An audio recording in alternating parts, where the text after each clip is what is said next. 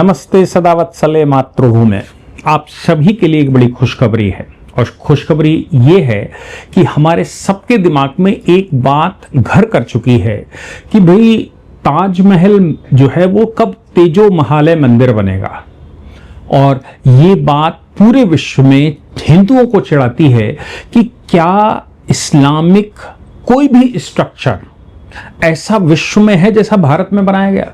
वो लोग जो लोग अफगानिस्तान और उसके आगे से आए, आज के किर्गिस्तान कजाकिस्तान से आए, उन्होंने भारत में इतने भव्य महल और मंदिर बनवा दिए।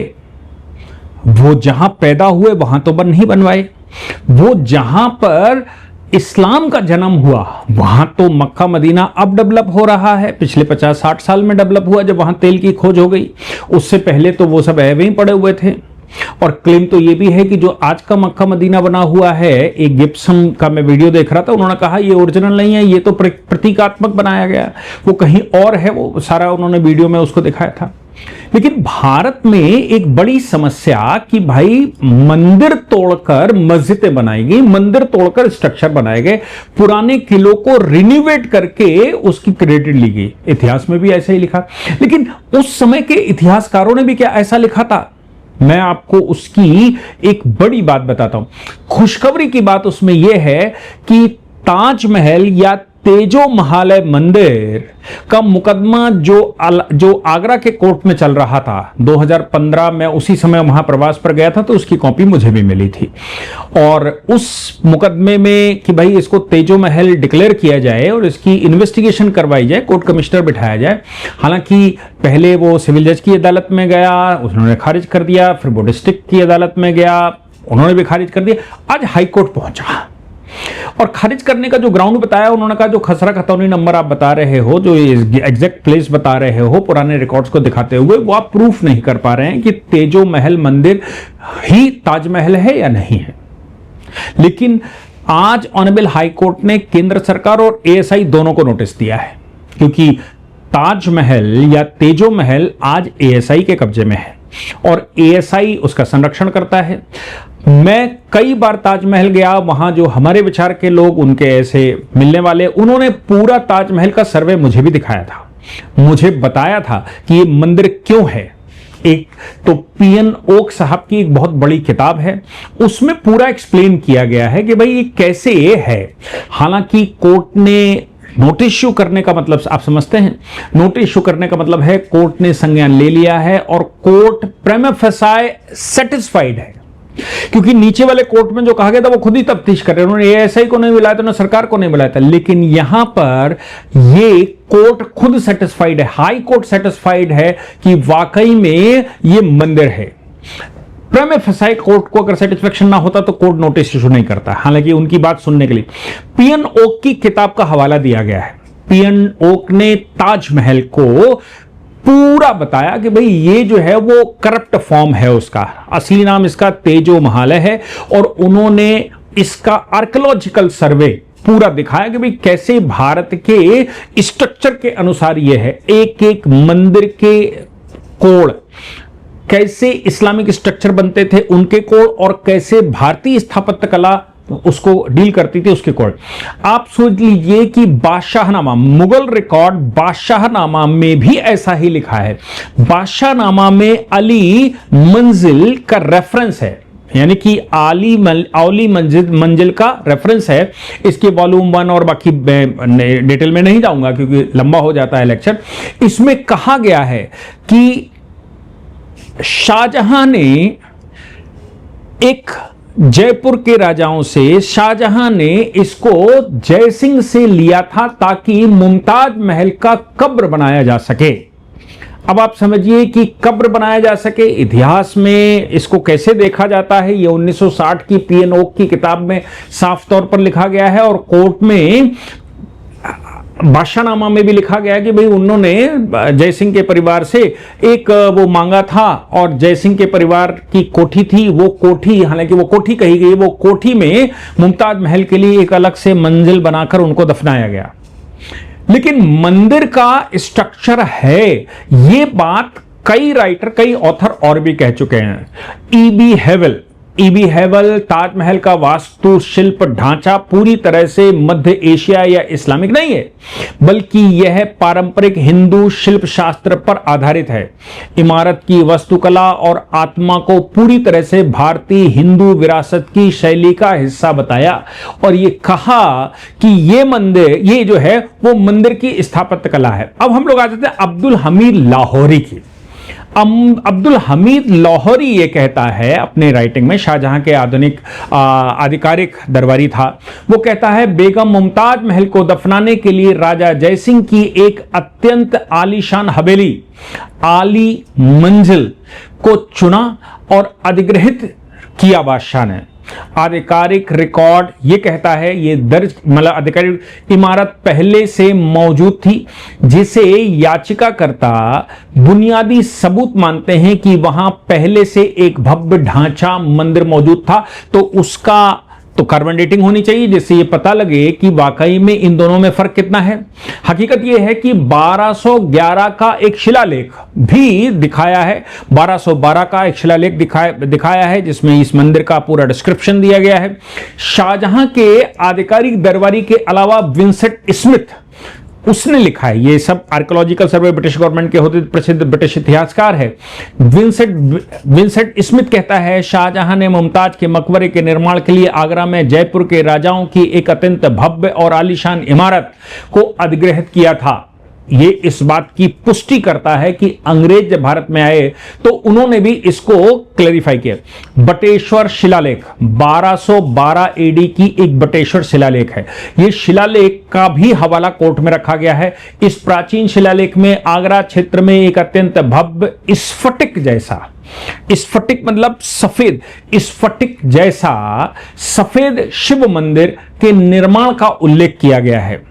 याचिका में इस को भी कहा कि यह पुष्टि करता है और इसके अलावा बहुत सारे और भी रिकॉर्ड्स हैं जो ये बताते हैं कि वाकई में ये मंदिर है, ये कोई ताजमहल नहीं, इसको मकबरा। अब अंग्रेजों, ये मुसलमानों का तो अपना स्वभाव था, मंदिरों को मकबरा बना लिया। आप याद करो, ढाई दिन का झोपड़ा मस्जिद, उसमें मंदिरों की मूर्तियां उन्होंने उस पर पैकरियों पर लगा दी जहां से चलकर निकलते हैं।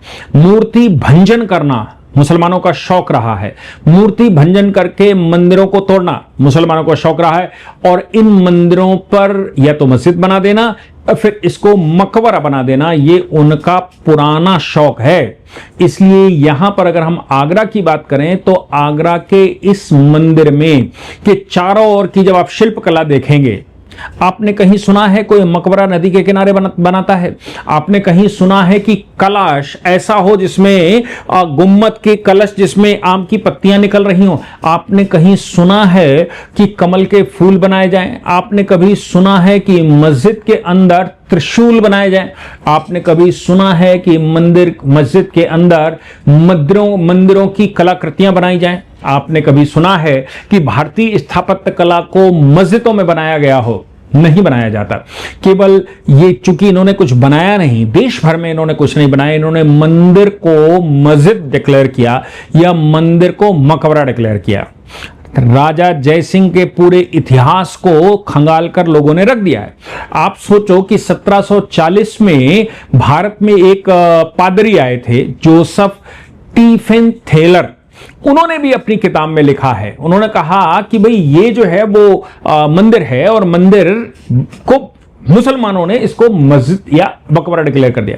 1844 में ही जनरल सर W.H. स्लीमैन, ये भी भारत में अंग्रेज थे, ब्रिटिश अधिकारी थे, इन्होंने भी अपनी किताब में रैम्बल्स एंड रिकलेक्शंस में लिखा है, इस इमारत की सूक्ष्म नक्काशी और बनावट को देखकर ऐसा प्रतीत होता है जैसे इसे बनाने वाले कारीगरों के हाथों में सदियों पुराने मंदिर निर्माण की कला रची बसी हो। आप सोचिए कि कितने सारे राइटर्स ने इस विषय पर लिखा है। हालांकि विंसेंट स्मिथ की मैंने आपको बताई बात, उनकी किताब अकबर द ग्रेट मुगल, उसमें उसने कहा कि शाहजहां ने इसको अधिग्रहित किया था। इसको मतलब लिख तो वो मुगल उसके लिए अकबर के लिए रहा था, लेकिन अधिग्रहण की पूरी बात कही गई थी। इसके अलावा ये बहुत सारे और भी इसमें हवाले हैं, जैसे मैं आपको बताता हूं। कोलकाता स्कूल ऑफ आर्ट्स के प्रिंसिपल रहे हेवल, इन्होंने लिखा, उन्होंने अपनी प्रसिद्ध पुस्तक इंडियन आर्किटेक्चर में ताजमहल की वास्तुकला का बहुत गहराई से विश्लेषण किया। हेवल का मानना था कि ताजमहल का जो मुख्य ढांचा या लेआउट है वह पारंपरिक मध्य एशिया या शुद्ध इस्लामिक वास्तुकला से मेल नहीं खाता। उन्होंने इसकी तुलना दक्षिण भारत के प्राचीन हिंदू मंदिरों और जावा इंडोनेशिया, आज का इंडोनेशिया में चंडी मंदिरों के स्थापत्य से की है। हेवल ने लिखा कि ताजमहल की आत्मा और उसके निर्माण कला पूरी तरह भारतीय यानी हिंदू शिल्प शास्त्र के सिद्धांतों पर विश्वकर्मा प्रकाश पर आधारित है। मतलब हजारों राइटरों ने इस पर अपनी टिप्पणी की है, इतिहासकारों ने, वास्तु शास्त्रियों ने और वास्तुकला के स्पेशलिस्टों ने, खुदाई करने वालों ने, आर्कियोलॉजिकल सर्वे करने वाले, सब ने कहा कि भाई ये ताजमहल मकबरा तो नहीं है। हाँ, वो गड़ाया गया वो अलग बात है। और मकबरे में कहीं कमरे बनते हैं क्या? मकबरे में कहीं प्रदक्षिणा होती है क्या? मकबरे में कहीं ऐसा स्ट्रक्चर बनता है जैसा ताजमहल का है कि कई मंजिला मकबरा बना हो? क्या मकबरे किसी पवित्र नदी के किनारे भी बनते हैं? क्या मकबरे से पवित्र नदी के रास्ते से मुख्य द्वार हो, ऐसा कहीं मकबरे में सुना हो? क्या मकबरे के चारों ओर अलग अलग गौशाला बनी हो? ताजमहल मंदिर के अंदर एक गौशाला बनी है, उसको कहा भी आज भी गौशाला जाता है। क्या आपने सुना है कि मकबरे में कभी गौशाला बनी हो? वो गौशाला उसमें राजा जयसिंह या 12वीं सदी के 11वीं सदी 12वीं सदी के टाइम से ये चल रहा है। इसलिए ऑनरेबल हाई कोर्ट ने इसकी पूरी सुनवाई की। सुनवाई करने के बाद कोर्ट को लगा कि वाकई में इसमें सब्सटेंस है और इसलिए आर्कियोलॉजिकल सर्वे ऑफ इंडिया को उन्होंने बुला लिया और केंद्र सरकार से उनका मत पूछा। केंद्र सरकार से मत पूछने का कारण सिर्फ इतना है कि केंद्र सरकार के संरक्षण में है, चूंकि ये आर्कियोलॉजिकल सर्वे है और ये राष्ट्रीय धरोहर घोषित है, इसलिए केवल कुछ करना नहीं है। देखो, मुसलमानों के पास तो नहीं है ये जो पूरा मंदिर है, ये जो जिसको ये लोग मकबरा कह रहे हैं, ये पूरा है तो सरकार के पास। सरकार को कुछ नहीं कहना, सरकार को इसको तेजो महल मंदिर डिक्लेयर करना, यानी कि हाई कोर्ट या सुप्रीम कोर्ट अगर इस पर आदेश कर देता है तो केवल एक काम होना है कि इसको मंदिर डिक्लेयर करना है, बाकी सब ऐसे ही। और मकबरे में जहां कब्र गड़ी हुई है या कब्र बताई जाती है उसको निकालकर फेंक दीजिए। अब देखिए, जहां पर कब्र गड़ी है वहीं पर बताते हैं कि यहां शिवलिंग है और इस शिवलिंग पर एक नेचुरल जल का स्रोत है जो वहां गिरता है, जो आजकल इस पर गिरता है मकबरे पर, मतलब कब्र पर। इसके अलावा 22 मंदिर बने हुए हैं जिसमें लोग कहते हैं कि इसमें सारा चीजें तोड़ ताड़ के रखी गई थी। इस पर ताजमहल नाम की एक मूवी भी अभी आई है, परेश रावल उसमें है। आप लोगों से मैं आग्रह करूंगा कि उन्होंने पूरे तथ्यों को बताने की कोशिश की है, उसको जरा सा देखें तो आपको यह अंदाजा लगेगा कि वाकई में मुस्लिम आक्रांताओं ने जो भारत में किया, अब भारत में हिंदू शासन आने के बाद, भारत हिंदू राष्ट्र बनने के बाद, अब ये हमारा दायित्व बनता है कि हम देश को तैयार करें और भारत के वैभव को वापस बुलाएं। ताजमहल तोड़ना नहीं है, ताजमहल फोड़ना नहीं है, कुछ नहीं करना है। आर्कियोलॉजिकल सर्वे के पास सारे डेटा हैं, चूंकि आर्कियोलॉजिकल सर्वे भी पहले की रिपोर्टों में ये बातें बता चुका है। लोग कहते हैं कि भाई ये हिंदू स्ट्रक्चर है और ये हिंदू स्ट्रक्चर होने के नाते ये ऐसा मंदिर का स्ट्रक्चर है। और तेजो महल मंदिर का, 1212 का, बटेश्वरनाथ मंदिर का, बटेश्वर शिवलिंग का डिटेल भी याचिका में दिया गया है, जिसको हाई कोर्ट ने स्वीकार किया है। मैं समझता हूं ये शुभकामनाएं हैं आपके लिए कि आखिर ताजमहल अब ताजमहल नहीं, तेजो महालय होगा और ये भारत की शान होगा, ये भारत के स्ट्रक्चर की शान होगा। मैं समझता हूं कि समय है, आप इसको स्प्रेड आउट कीजिए, लोग देश में मानस बनाइए, लोग चर्चा करना शुरू करें, मीडिया सोशल मीडिया पर चर्चा करनी शुरू करें। इस याचिका को मोरल सपोर्ट की आवश्यकता मुझे लगता है, इसलिए जिसके पास जो रिसर्च रहती है, जिसके पास जो एविडेंसेस रहते हैं, जिसके पास जो एनालिसिस है, वो सब दीजिए ना देश को पता लगे कि वाकई में क्या क्या हमारे साथ हुआ है।